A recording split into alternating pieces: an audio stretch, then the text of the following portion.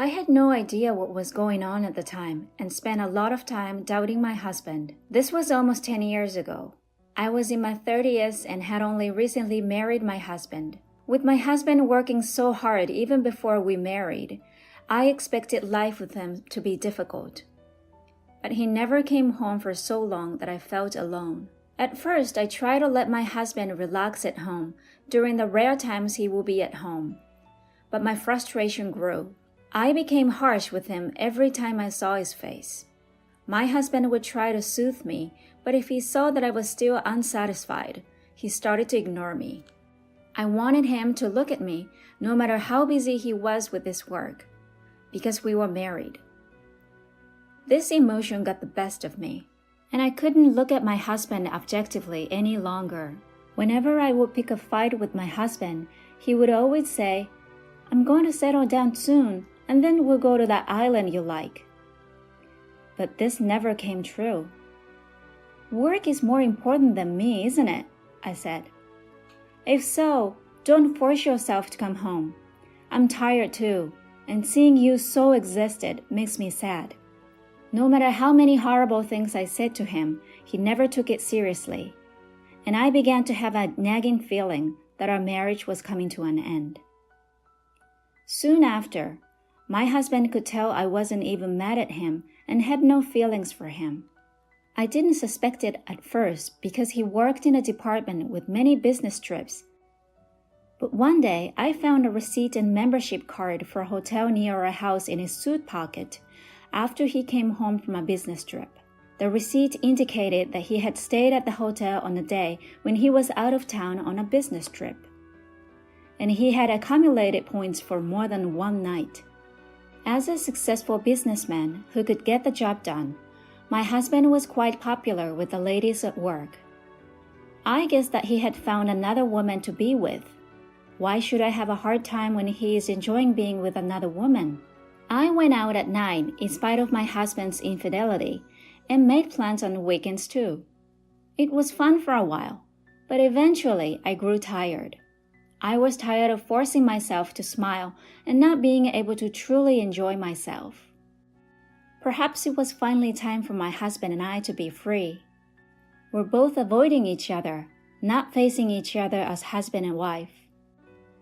It would be preferable if my husband was happier with someone other than me. I suppose it's time for me to move on to the next chapter of my life. But this is the husband I used to love until I realized I didn't want to spend the rest of my life with him. It took a lot of guts for me to ask for a divorce. I also wondered if there was really no other option but to call it quits. But it seems that my husband has a new girlfriend. After days of deliberation, I made a decision and sent a text message to my husband's cell phone. "Will you come home early today? I need to talk to you." I texted him on his cell phone. "I need to talk to you too, and I'll try to leave as soon as possible." He replied right away. I found myself thinking that my husband must not want a divorce, even though I was certain I had made my decision. My husband is also seeking a divorce. Just thinking about it made my heart race so fast that I couldn't breathe and I struggled to stand. My husband's heart was not with me, it went to someone else. Let's not cry anymore. At the very least, I should end things with a smile. I made my decision and waited for my husband to return home. It was shortly after 9 p.m. when my husband returned home. He'd lost an unexpected amount of weight. His kind eyes and tone of voice remained the same, but there was a gap between us that seemed insurmountable. My husband, who had never been a man of many words, kept looking down and remained silent except for a few words while I spoke. I wanted to end the conversation with my husband in a respectful manner because I felt he was making a lot of fun of me. We were a married couple, albeit for a short time, and we were about to divorce. So why wouldn't he tell me how he felt? I became increasingly angry and began to argue with him. However, my husband remained silent and listened to what I had to say. I wanted him to say something, so I told him that I knew about his new girlfriend. He probably thought I was oblivious to the fact. If he knew I knew everything, he would become impatient and make one excuse after another. Hearing my words, my husband looked at me in surprise, then smiled briefly. After a brief pause, he asked, "What, you knew?" I said. Strangely, I couldn't help but laugh at his joking tone, which made my husband laugh. And for the first time in a long time, we laughed together. Regardless of the topic of the conversation, I was overjoyed to be able to laugh with my husband like we used to. We were able to talk again after that, which was a strange sensation. Perhaps it was because he found out I knew about the affair. My husband's face appeared to be revitalized. "Let's stop attacking each other. I don't want to leave you because I don't like you," he said. My husband agreed to my proposal, and we decided to clean our room and share our belongings so that we could leave at any time. They were all precious memories, but they were all things I wanted to keep hidden for a while. My husband has always been the type of person who uses things he's had for years, but today he hadn't hesitated to throw them away. His grace overwhelmed me even more. "Take anything you want, it's all my fault, so this is my atonement," he said when the room was clean and tidy and we only had each other's belongings. My husband's eyes seemed to well up with tears as he said this. Did he feel sad as he cleaned up the mess? That was very clear to me because I felt the same way. You still have time to think about it, don't you? Let's clean up one step at a time. I decided to take a break for the rest of the day after cleaning up the entire mess.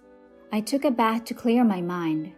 I should be able to get compensation from my unfaithful husband, but it was clear that our relationship had already ended.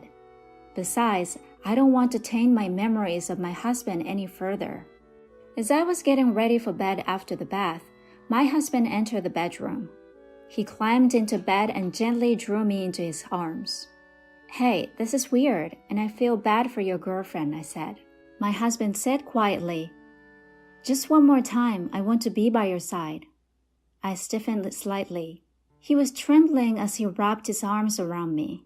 "Are you crying?" I asked him, but he didn't respond.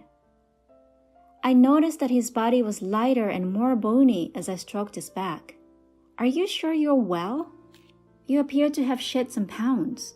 When I said this to him, his body stopped shaking. "I've been cutting weight," he said, pulling his body away from mine, taking a deep breath.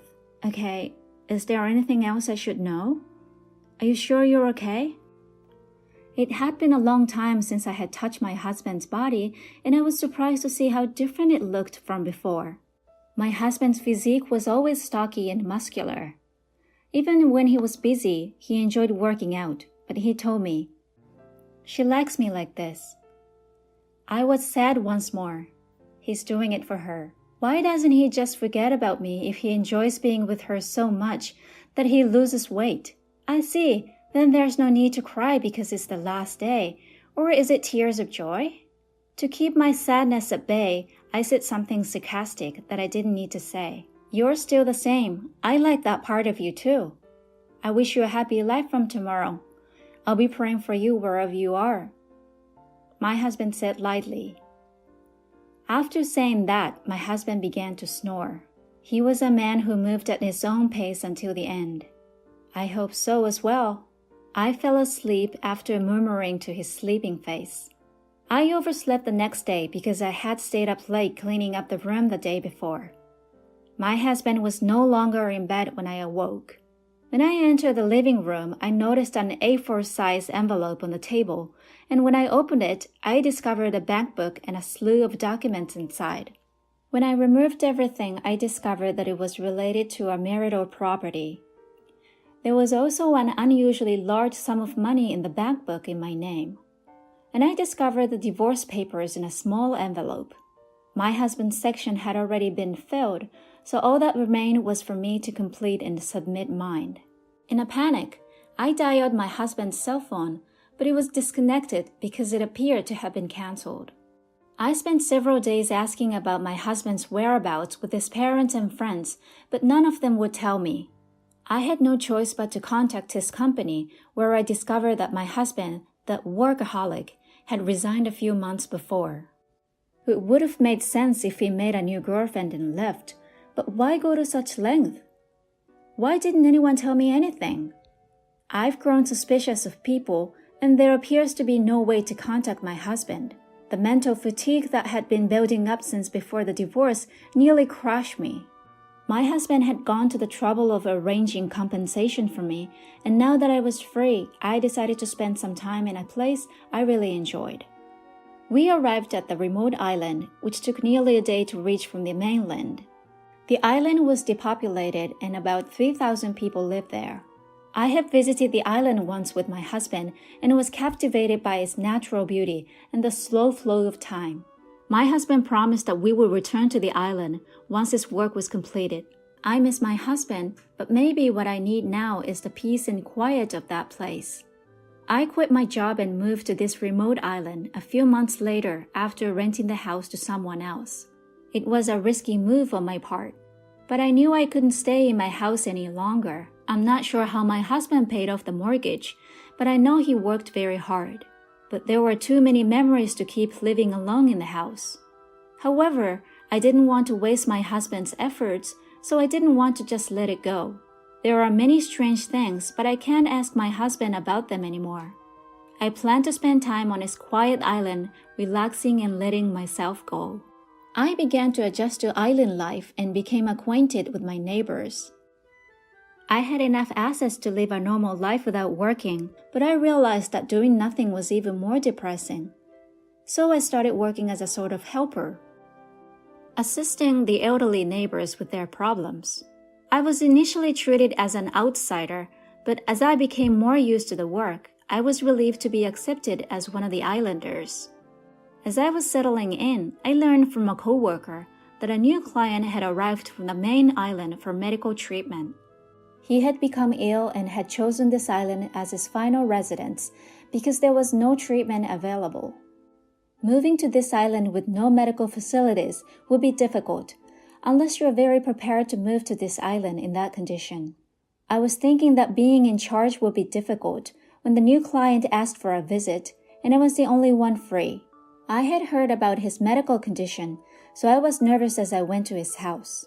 We arrived at a small house on a hill with a view of the ocean. The house had been vacant for a long time and had been renovated to the point where it was livable, but it was really just enough to keep the wind and rain out. I questioned whether this was the best place for him to spend his final days. With concern, I rang the doorbell. "Come in," a small voice said, barely audible. I gave my usual greeting and entered. I found my client sitting in front of a window, the sun and wind streaming in. I couldn't see his face because it was backlit, so I squinted as I approached. "It's a pleasure to meet you today, sir." As I looked at the face that had turned to me, I was speechless. My ex-husband sat there.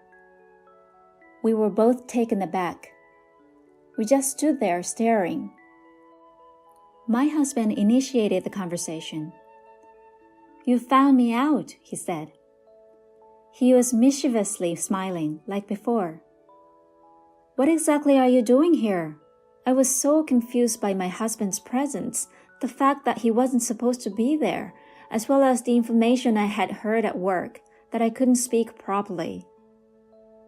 My husband grabbed my hand and forced me to sit next to him. He sat next to me and held my hand until I relaxed.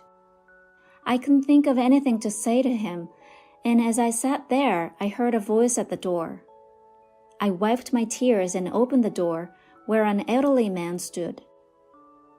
He seemed surprised to see my tear-stained face, but he bowed, went inside, and sat down next to my husband. "How are you doing today?" he inquired. He spoke in a soft voice. My husband said that there was nothing unusual and began chatting with him. The elderly man was most likely the island's only doctor. I remembered my colleagues telling me that there were no inpatient facilities on the island and that the clinic nurse and doctor were the island's lifelines. So it appears that my husband came to the island to spend his final days here. Although it was his decision, I listened intently to their conversation. I was wondering if there was anything I could do to help. My husband's doctor left after about 10 minutes of casual conversation. I couldn't help myself and ran after him. I guess my flustered appearance startled him again, but when I told him of our relationship, he seemed to understand. I questioned the doctor about my husband's condition and future treatment, but he said, "I can't tell you without his consent." Maybe he felt sorry for me and said, "He won't be able to walk by himself very soon. It seemed a shame for him to spend his final days alone, so please be there for him." I was stunned. What became of my husband's girlfriend? I returned back to the house with heavy steps, where my husband was waiting. My husband appeared to have anticipated my questioning the doctor and greeted me with a smile. "You're back." I couldn't leave without my husband, so I asked him to let me spend the night. My husband's house was only a few pieces of luggage and a couple of futons.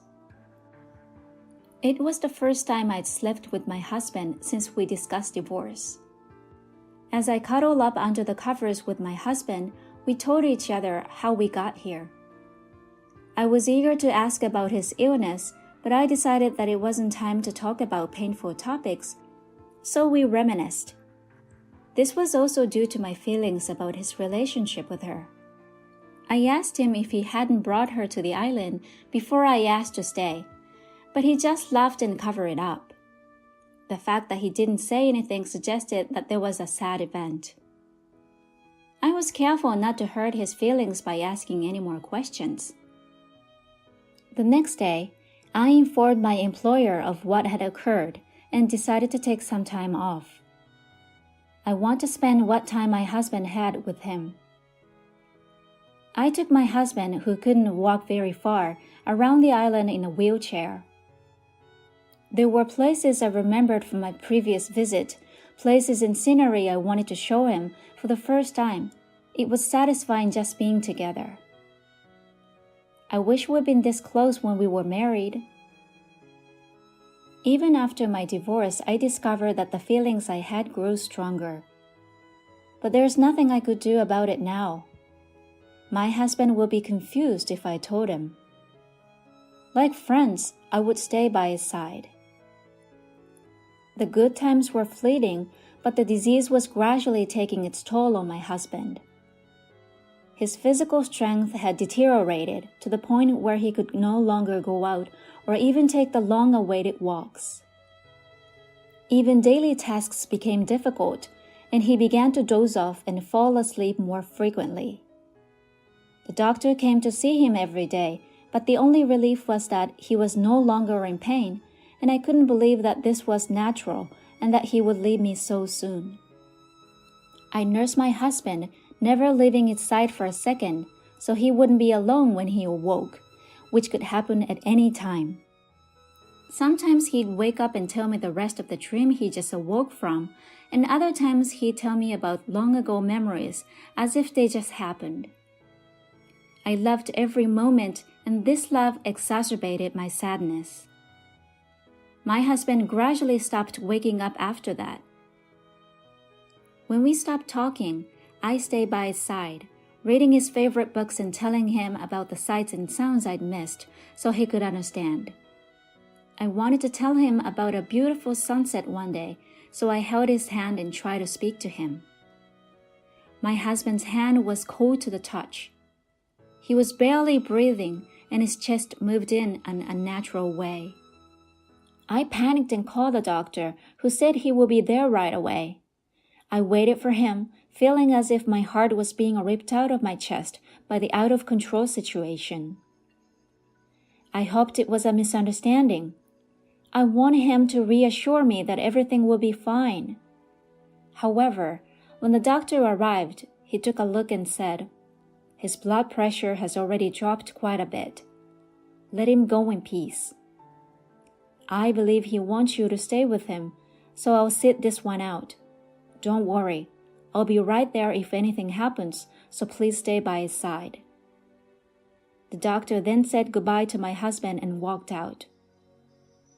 So the time has come. I knew it would come, but it was unbearable. I was delighted to have met you. There were some challenges, but the truth is that I adore you. I held my husband's hand and whispered in his ear. Then my husband gently squeezed my hand back. It was medically impossible, but I clearly felt it. Soon after, he took his last breath and died quietly. I couldn't stop crying, but I was glad to have been there for him at the end.